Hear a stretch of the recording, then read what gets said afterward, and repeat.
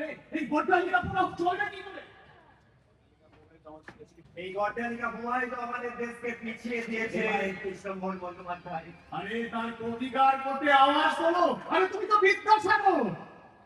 আমি পরপীঠে নিজের জীবন বিলিয়ে দিয়েছি কৃষ্ণমোহন বাবু। হ্যাঁ, বড়ইতে তোমার চুরি নেই ঈশ্বর। আমি ধন্য, আমি নিজেকে গর্ববোধ মনে করি যে সংস্কৃত কলেজে তোমার মতো একজনের সহপাঠী হতে আমার একটি গোপন কথা ছিল ঈশ্বর। বেশ, তাহলে তোমরা কথা বলো, আমি এখন আসি। না না, চলে যাওয়ার দরকার নেই, তেমন কিছু না।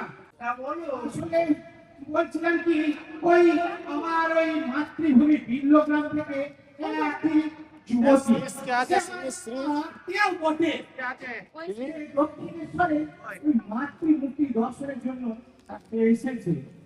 এ আমার গোপন কথা কেমন? তা ভালো তো। তা যাও, মেয়েটিকে নিয়ে মাটির মধ্যে দর্শন করে আসো।